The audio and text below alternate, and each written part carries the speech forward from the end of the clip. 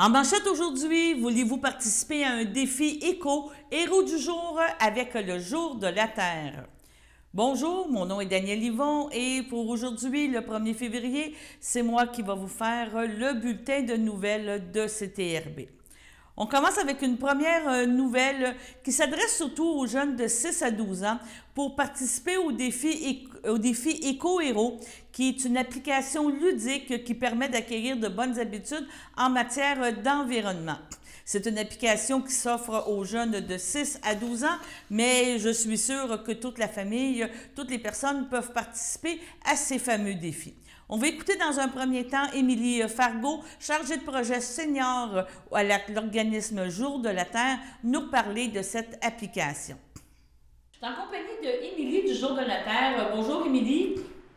Bonjour, comment allez-vous? Ça va allez-vous? Et tu es chargée de projet et cette fois-ci, tu vas nous parler d'un programme, d'un projet qui s'adresse aux 6 à 12 ans, c'est bien ça, et qui leur apporte des défis justement en environnement. Est-ce que tu peux nous parler de la prémisse d'où ça vient ce projet-là? Oui, tout à fait. Alors en fait, le projet 250 dont on va discuter aujourd'hui, c'est un projet de l'organisation Éco-Héros, qui est une organisation environnementale qui s'adresse aux enfants pour les permettre de s'informer et de s'engager pour l'environnement. Et comme leur mission, la mission de cette organisation, s'aligne très bien avec la mission du Jour de la Terre Canada, qui est d'accompagner les citoyens, mais aussi toutes les parties prenantes de la société canadienne pour les aider à réduire leur impact sur l'environnement. Alors, c'est ça, les enfants doivent accomplir des défis. Et les défis, en fait, on peut y accéder via une application qui est disponible sur les plateformes de téléchargement. Il y a en effet, le site du Jour de la Terre redirige vers ces pages-là. Et sur le site aussi d'Éco-Héros pour avoir plus d'informations sur les défis. Une fois qu'on a téléchargé l'application, on va se retrouver dans la section des défis pour choisir de participer aux défis pour éliminer le plastique.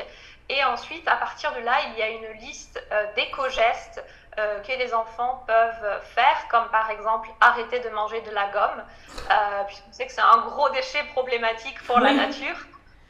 Mais aussi faire la chasse aux emballages plastiques dans la salle de bain ou sur l'heure du dîner.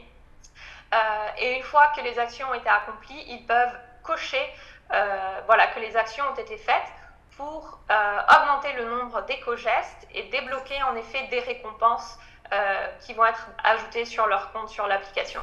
Si les éco-gestes sont différents, en effet, comme remplir son assiette avec ce qu'on va réellement manger, faire du compost, apprendre à connaître son réfrigérateur, comment l'organiser pour éviter le gaspillage.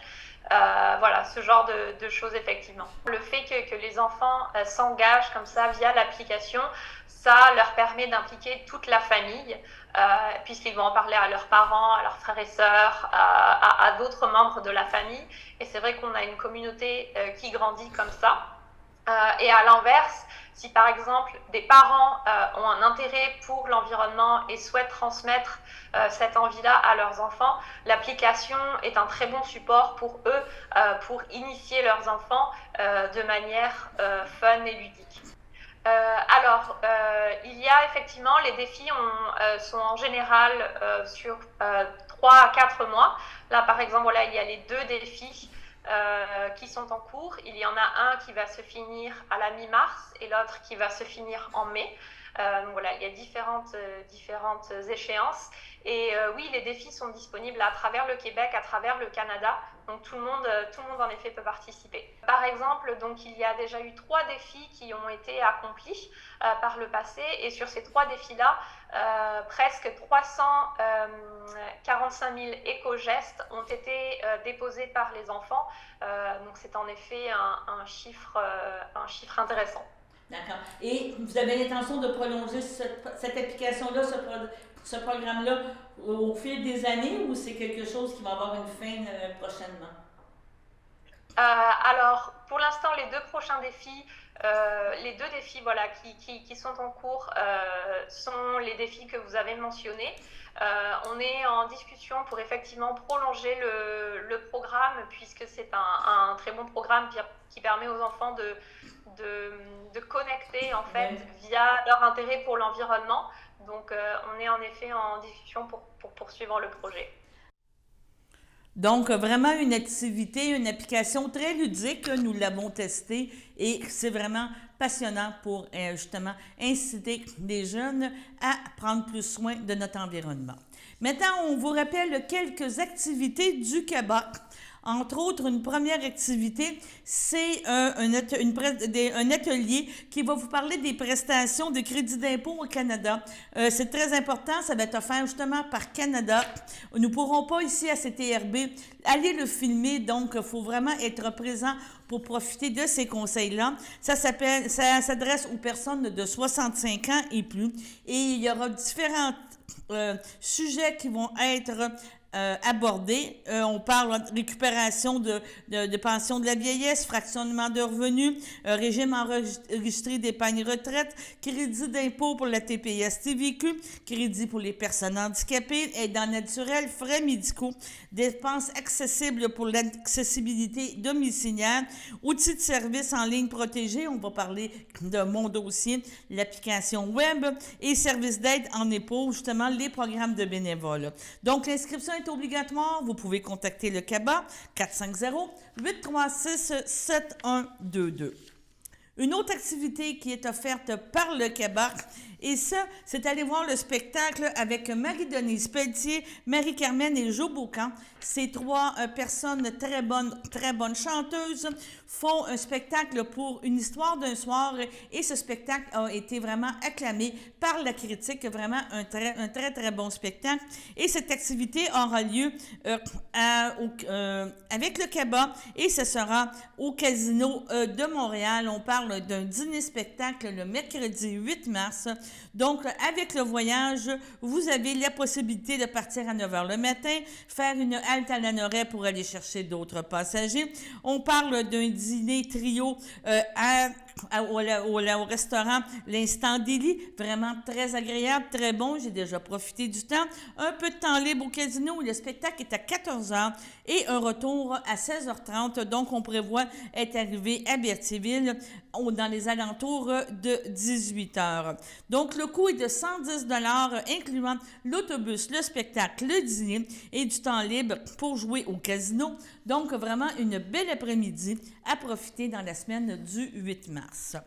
Maintenant, une dernière activité, on vous parle d'aller voir un match de la LNI. La LNI, c'est la Ligue nationale d'improvisation. Donc, c'est des combats, pas des combats, mais des joutes oratoires entre deux équipes, un peu sur le même principe que d'une partie de hockey, mais vraiment très passionnante parce que les artistes, les comédiens doivent improviser et cette activité-là se tiendra le dimanche 12 mars en après-midi. La même chose, il y aura un départ à compter de 11 h 30. Par la suite, le match à 14 h au Club Soda. Et par la suite, le souper à vos frais pour aller manger dans un bon resto, justement discuter des performances des acteurs. Donc, c'est un coût de 65 $ par personne. Et comme mentionné, vous pouvez appeler au CABA 450-836-7122. Maintenant, on vous parle encore d'art, mais on vous parle du Musée d'art de Joliette qui présentera à compter du 11 février prochain sa programmation hivernale. Comme toujours, le musée présente une programmation vraiment très originale et cette année, c'est sur le thème des contextes de création d'artistes, soit leur atelier, leur lieu d'origine, que c'est établi cette programmation. Dans un premier temps, on va écouter M. Jean-François Bellé, le DG du Musée d'art de Joliette, nous parler de cette programmation. Merci d'être là ce matin, c'est vraiment le fun. C'est le fun de vous retrouver, de lancer l'année avec vous. Je réalise que c'est la première fois qu'on le fait avec la nouvelle murale. La dernière fois, elle a été finie pour le jour du vernissage. C'est le fun de faire ça. La nouvelle murale du Centre d'amitié autochtone, réalisée par Marie-Claude Niquado, qui est une édition super importante, je pense, pour le musée. C'est vraiment le fun. Bon. 2023, grosse année qu'on lance. Là, on lance juste les 3 prochains mois, mais ça va être On vous prépare plusieurs très grosses surprises, puis je ne peux pas vous en annoncer beaucoup ce matin, mais un petit peu quand même. Mais commençons par la première partie, la thématique de la saison. Donc, tout ce qu'on va vous présenter aujourd'hui, les expositions qu'on a montées, tire autour parle de l'influence du contexte sur le travail des artistes. C'est une thématique qu'on a choisie il y a plusieurs années maintenant, mais qu'on trouvait intéressante à aborder en 2023. On vit dans des contextes qui changent très vite. On a juste à penser il y a 3 ans, c'était pas en toute la même planète sur laquelle on vivait. Donc, qu'est-ce que ça va être dans 3 ans?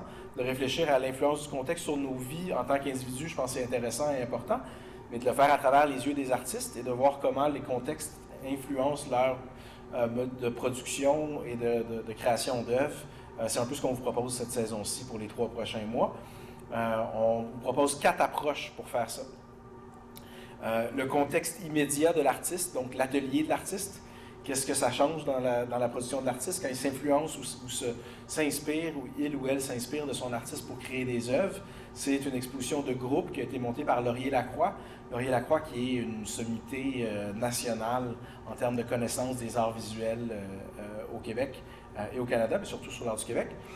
C'est une exposition qui regroupe une 40aine d'artistes. Anne-Marie va vous en parler plus, mais c'est vraiment quelque chose d'exceptionnel. Super content de pouvoir présenter ça au musée. Le contexte de la migration, qu'elle soit choisie ou pas.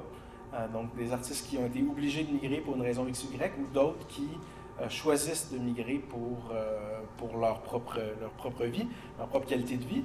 Et cette exposition-là a comme point de départ l'œuvre de Jean-Paul Riopelle. Il faut savoir que Jean-Paul Riopelle a vécu puis ça dépend comment on compte, mais 5 ou 6 endroits, et ça a eu une influence majeure sur sa pratique. Donc, on a décidé de regrouper ça avec des artistes contemporains qui apportent la question de la migration complètement autrement. Quelque chose de vraiment le fun. Puis vous allez voir que l'exposition part de Riopelle avec quelques œuvres, va dans plein d'autres artistes, mais on a aussi saisi l'occasion pour sortir plein d'œuvres de Riopelle un peu partout dans le musée. C'est un peu une chasse au trésor qu'on vous propose en même temps pour aller voir certains de en tout, c'est 59 Riopelle qu'on a dans la collection. Donc certains de nos 59 Riopelle qu'on a cachés un peu partout dans le musée. Pas vraiment cachés. Le contexte habité avec Mo Hughes. Mo Hughes, artiste lanaudois qui enseigne au cégep ici, super bon artiste, première exposition de musée, première exposition solo dans une institution. On est très très content de présenter ça avec lui. Et le contexte d'une vie avec Irène Whittom. Irène Whittom, très grande artiste de Montréal, qui présente ses œuvres sur un lieu spécifique que vous allez découvrir. Et toutes ces œuvres sont exposées au 3e étage. Donc, c'est les 4 approches qu'on vous propose. En parallèle à ça, on est super contents. C'est la première fois qu'on travaille avec le Centre culturel des Jardins pour présenter un concert autour de Jean-Paul Riopelle aussi, qui va avoir lieu le 19 février, si je ne me trompe pas. Soirée super intéressante qui vous est proposée. Et puis, un petit mot avant d'inviter Anne-Marie à venir parler sur le rayonnement du musée qui se poursuit toujours et encore. Donc, on est super contents. On continue à travailler là-dessus très, très fort. L'exposition de Riopelle va être présentée à Baie-Saint-Paul cet été. Donc, c'est vraiment le fun. Dès qu'en fait, elle va fermer ici, puis 3 semaines après, elle ouvre là-bas. Et nous, on s'en va dans 3 semaines avec Anne-Marie ouvrir une nouvelle exposition du Musée d'art de Joliette, présentée à Kelowna, en Colombie-Britannique, à la fin février. Puis il y en a d'autres surprises comme ça qui s'en viennent. Là, dans l'année 2023, on va aller à Sherbrooke, puis à quelques autres endroits. Donc on continue à faire circuler la ville, les expositions, les artistes, le musée, un peu partout à travers le pays. Sur ce, allons à la première pause. Chers téléspectateurs, vous êtes cordialement invités le samedi matin dès 9h30 à notre bingo télédiffusé de nos studios de Berthierville. Depuis plusieurs années, nos adeptes de la télévision régionale se sont divisés un montant de 600 $, disponible chaque semaine lors de notre joute de bingo à CTRP. Un amical animateur et ses joyeux compères, dont un technicien et 2 bénévoles, partagent tour à tour cette émission dans le but de vous agrémenter durant 60 minutes. Un moment de plaisir qui pourrait s'avérer payant pour vous. Vous pouvez donc vous procurer les cartes de jeu chez les dépositaires participants, et j'ai nommé à Berthierville, le dépanneur Formule 1 et le garage Pétroté sur la rue Gilles Villeneuve, le marché IGA Extra sur la rue Gabrielle Brissette, le marché Métro sur la rue Notre-Dame et la pharmacie Proxime sur la rue Frontenac. À Saint-Ignace-de-Loyola, le dépanneur Esso sur la rue de la Traverse et le marché Aldo sur le rang Saint-Michel. C'est donc un rendez-vous hebdomadaire chaque samedi matin dès 9h30 sur les ondes de CTRB, votre télévision régionale et communautaire, maintenant en haute définition. On vous attend donc en grand nombre et toute l'équipe vous souhaite bonne chance.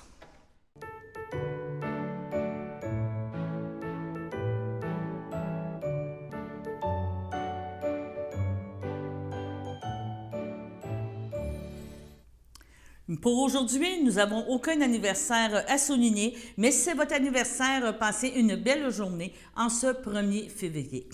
On vous a parlé avant la première pause de Jean-François Delisle, qui est le DG du Musée d'art de Joliette. Nous allons continuer maintenant un retour encore sur cette conférence de presse avec Ariane Cardinal. Ariane Cardinal, c'est une personne qui est très impliquée au niveau du Musée d'art de Joliette, entre autres au niveau de l'animation, et elle nous parle des fameuses animations qu'offre le Musée d'art à toute la population.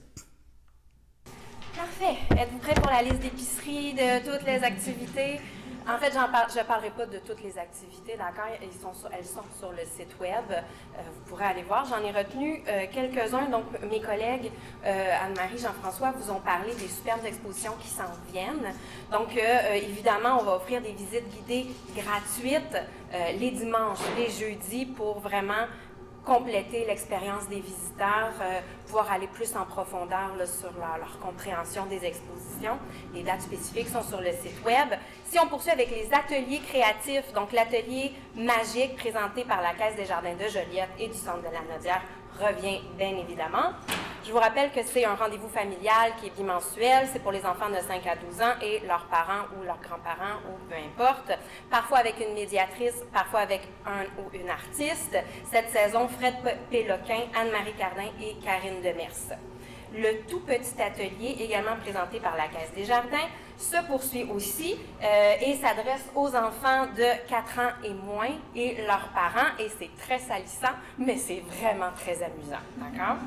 Finalement, suite à l'immense succès de la saison dernière, on reprend le grand atelier d'exploration et de création.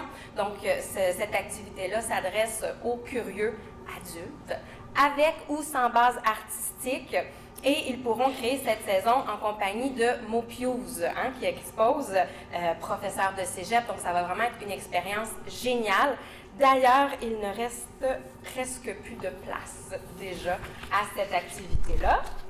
Je poursuis avec les conférences et les rencontres d'artistes, toujours présentées grâce à la Caisse des Jardins de Joliette et du Centre de la Nodière.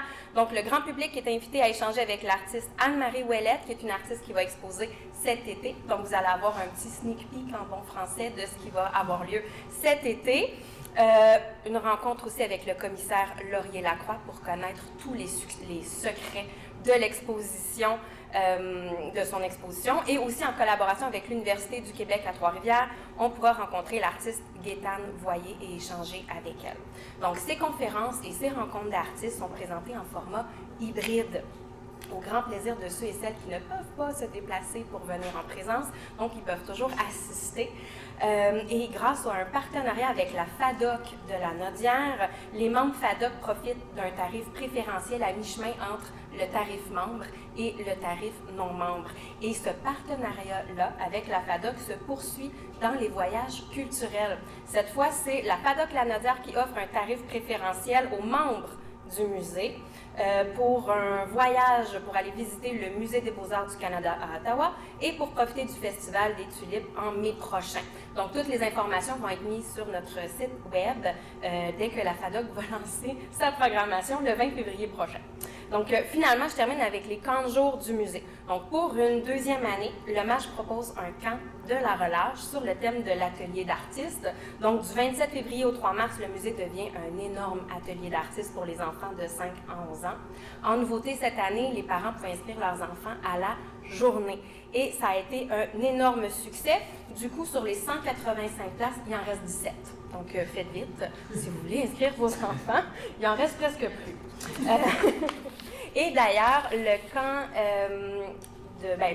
le 28 février prochain, à 9h pile, on lance les inscriptions pour le camp estival et la semaine suivante, on va lancer l'inscription pour les non-membres. Donc, le 28 février, c'est pour les membres. Ils ont une semaine et ensuite, on ouvre les inscriptions pour les non-membres s'il reste des places parce qu'on sait que ça part très, très, très vite. Donc, on rappelle, le camp estival a lieu du 26 juin au 18 août. On a un groupe pour les 4 ans, plein de groupes pour les 5 à 11 ans et ensuite, on a le groupe pour les adolescents de 12 à 15 ans. C'était un retour l'année passée, ça a été un énorme succès. Donc, les 12 à 15 ans, en plus de réaliser des ateliers créatifs adaptés à leur groupe d'âge, ils reçoivent des petites formations sur l'animation de camp, à la fois théorique, mais aussi pratique. Il y a plein d'activités que je ne vous ai pas parlé. Entre autres, pendant le relâche, les familles peuvent venir faire Mission Pirate, ma première visite au musée, la station en roulette, le jeu Voir au-delà, le jour l'heure de raconter, œuvre mystère et ainsi de suite. Bref, je vous invite à consulter le site web pour vraiment connaître l'étendue de la programmation qui est vraiment énorme. Donc, on vous rappelle que les activités sont offertes aux membres ainsi qu'aux non-membres pour le camp de jour qui va avoir lieu cet été, les 8 semaines. Il y a environ 80 places. Les premières places vont être offertes aux membres. Donc, allez vous inscrire comme membre si vous voudriez participer. Et par la suite, c'est ouvert à toute la population. Maintenant, une nouvelle provenant du ministre de l'Environnement et de la lutte contre les changements climatique, de la faune des parcs et ministre responsable des régions des Laurentides, M. Benoît Charette, annonce qu'à la suite du lancement de la mesure d'aide pour décarbonisation du secteur industriel québécois, donc l'acronyme MADI, en juin 2022, le gouvernement octroie près de 18 millions de dollars à 6 entreprises du secteur industriel. L'argent qui leur est offert dans le cadre de cette mesure servira à réaliser des projets ou des études visant à réduire leurs émissions de gaz à effet de serre.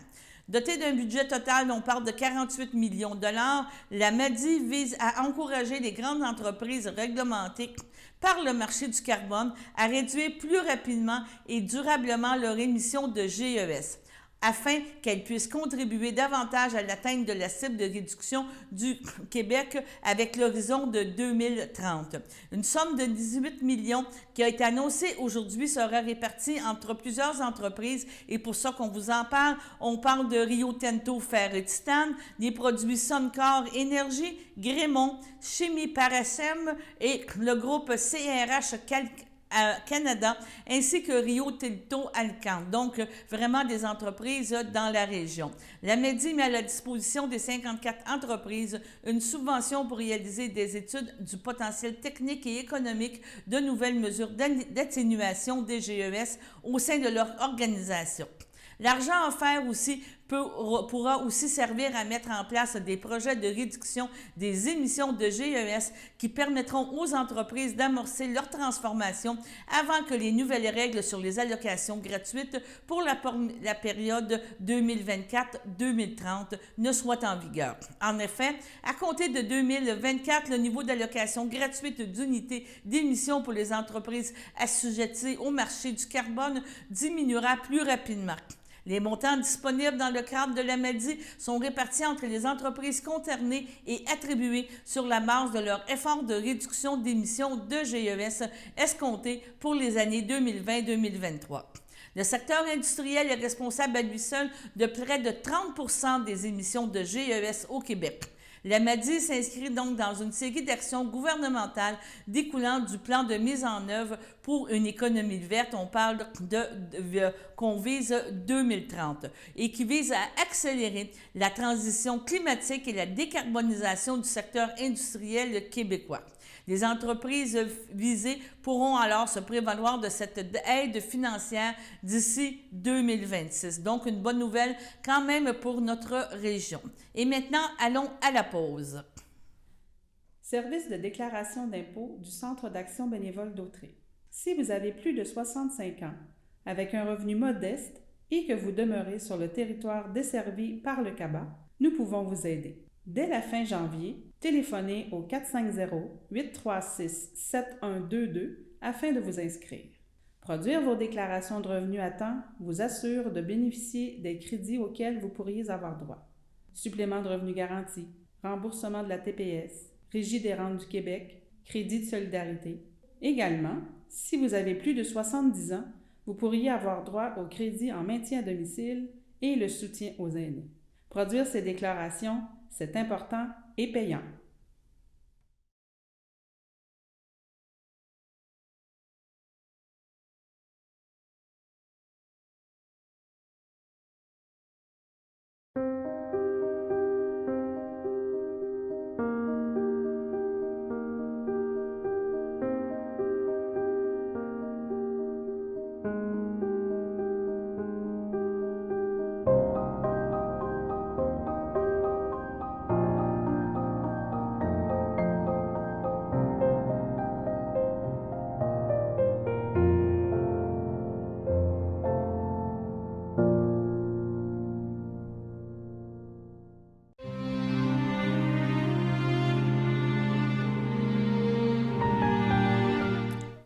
Au CHSLD, le château de Berthier, le 14 janvier, à l'âge de 91 ans, est décédée Mme Monique Rochelot-Corriveau, épouse de feu Roger Corriveau, demeurant à Berthierville.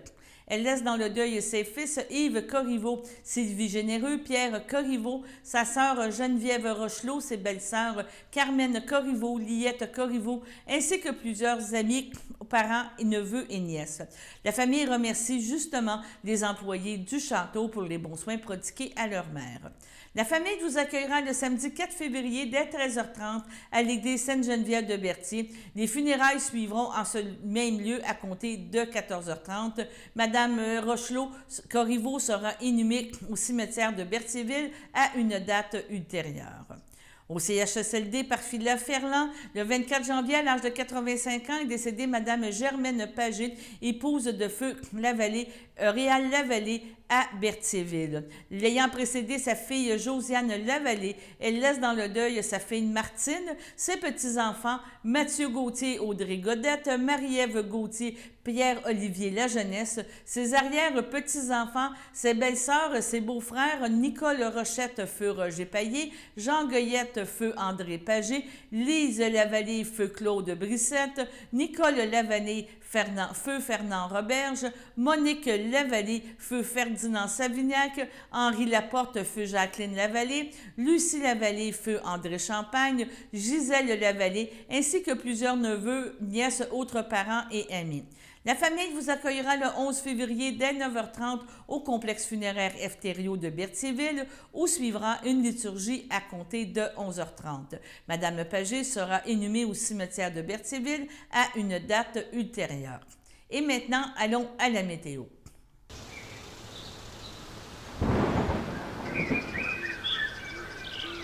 Bienvenue à votre météo de cette semaine. Aujourd'hui, mercredi après-midi, ce sera un ciel variable, une température de moins 13, un temps ressenti de moins 18.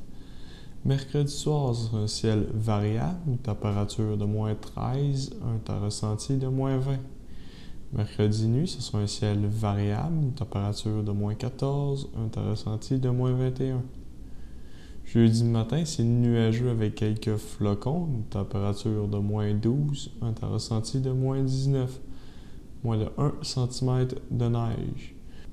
Jeudi après-midi, ce sera de la faible neige, une température de moins 3, un temps ressenti de moins 10, 1 à 3 cm de neige.